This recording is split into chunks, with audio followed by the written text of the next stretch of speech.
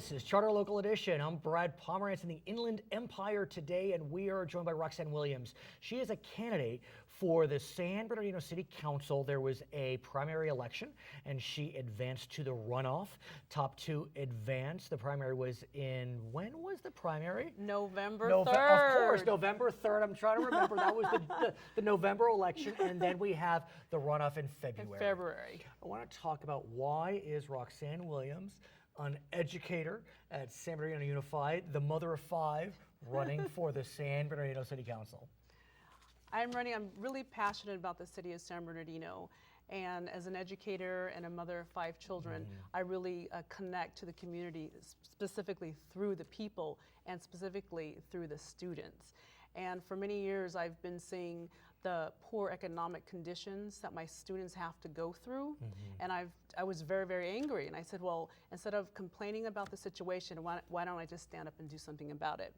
About 4.5 years ago, I started attending the city council meetings, and I couldn't believe that there were rumors of bankruptcy. Yeah, let's talk about that, because should you be elected, it's likely that when you step onto the dais for the first time, your city will still be in bankruptcy. Correct. Maybe it will be concluded by then, but it's hard to know. Yeah, hard to know. That has to be daunting on so many different levels, that you are running for office of a city that really doesn't have control of itself. You have a trustee in the background. Explain. So yes, bankruptcy is a rare occurrence for municipalities. Oh, yeah. It really is. And like I said, 4.5 years ago, I heard that, the B word, the bankruptcy word, and I was actually alarmed. And I thought that city council would be just as alarmed. I thought they would have emergency meetings. I thought there would be a sense of urgency. And as I continued to attend these city council meetings, I stopped hearing the word bankruptcy. And I was wondering, the sky is falling all around and Rome is burning. Right. Where's the urgency to fix this situation? Head in the sand, ostriches. Absolutely. Right. And I couldn't believe it. And so, I launched into action. We got some more community members involved and started a group called Save San Bernardino. I know that group. And we focused a lot on educating the public about civic engagement and being involved in the charter issues in our city, which is one of the huge problems in our city. What's interesting about San Bernardino is that a lot of folks point to the pension obligations that were weighing so heavily on the city and other cities. You know, pensions, it's a promise. It's a promise to for the future. What do you do should you be elected when you look at that question of pensions? You know, that's a very good question. When you look at San Bernardino as a whole, we have an issue of the lack of revenues. Right. Revenue Yes. streams. Right. No, clearly. And we also have overburdened expenditures. And one of the issues, honestly, are the pensions. Right.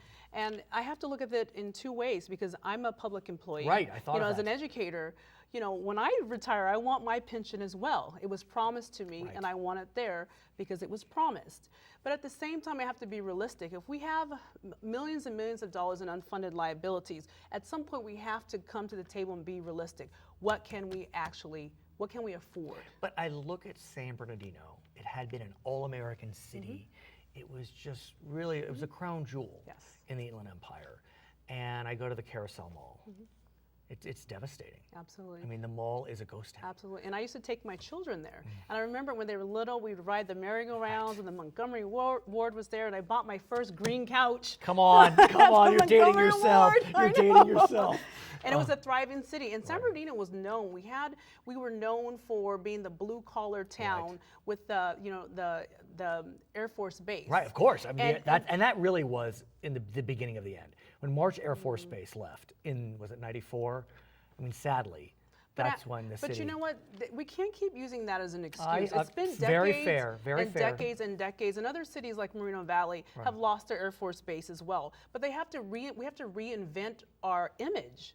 So we have to stop making this excuse, because the Air Force Base in Santa Fe have been gone for decades, okay? And so who are we as San Bernardino? We need to reinvent who we are. And we have great potential in San Bernardino, and that's why I'm running. And it's interesting you say that. We're in Riverside today. Riverside is 20 minutes from San Bernardino.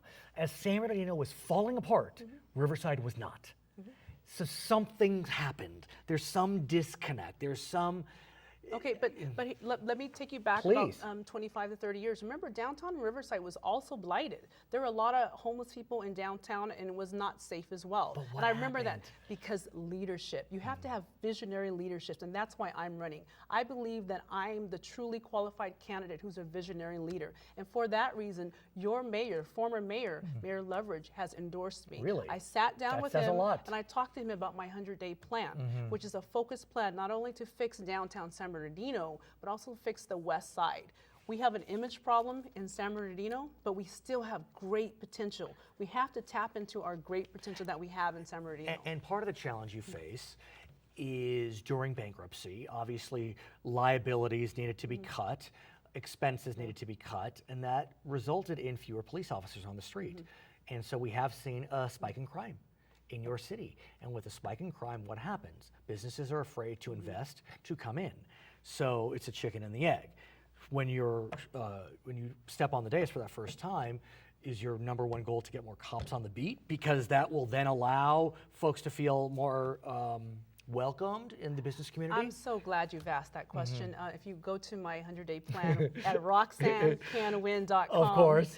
one of the top priorities that I talk about is safety.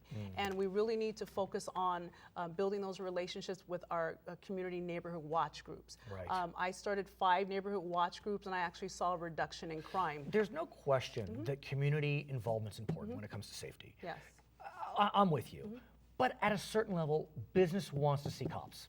You know, even if you have every, mom and dad and teenager walking the street saying no crime on our street, they want cops. Absolutely. And so is there a commitment on your part to look at increasing the number of police officers? So one of the number one demands, and Right. I don't say requests, I Okay. say demands of the people, is they want to see more presence of police. They do, all right. Definitely. Is that what you hear? But absolutely. And like I said, I knocked on many, many doors and spoke course. to many people Right. during this election time, and I was listening to them. So we have to ask the question, what can we afford in San Bernardino realistically? We don't have like a magic pot of No, of gold. course. So I think, yes, we need more police officers, but then we also need to look at the systems that we have and have smarter policing as well. I want to talk about, if I may, in our final moments about your knocking on doors, because I know you knocked on doors. Yes. Problem is, when you knocked on those doors and your other candidates knocked on doors running in the same race, people didn't vote after you knocked. The turnout was abysmal. I mean, you and your opponent in the runoff each got about 450 votes. In a city of almost 200,000. I know you're running in 1/7 of the city, but still, what do you do? Some of the people I talk to, they have the lack of hope. Yeah. They just, they feel like, can we really trust city council? And matter of fact, I'm going to tell you a real story that Please. happened to me. Please. I knocked on one man's door, and he said, "You're running for city council. Get off my porch. Get the heck off of my Right. porch." And at first I was so offended. He pointed his finger at me and said, "City council is the problem." And at first I was taken aback. I was offended. But then I thought about it later, and I want to thank that man because he's right. City council is the problem. When you look at the way the San Bernardino County is run, and it's run well, and you look at the city of San Bernardino, dichotomy. It's night and day.